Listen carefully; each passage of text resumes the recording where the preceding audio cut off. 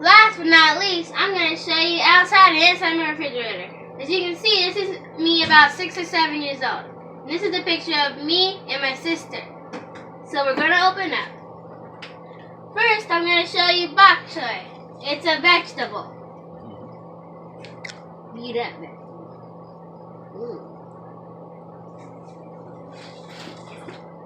Next, I'm going to show you the ginger. Ginger is a type, it can also be a type of drink. Next, I have turkey bacon. And finally, I have me some acorn squash. A squash that me and my family eat and cook. Well, that's all in my refrigerator for today. Bye! Hopefully, you will support me at Master Chef Junior.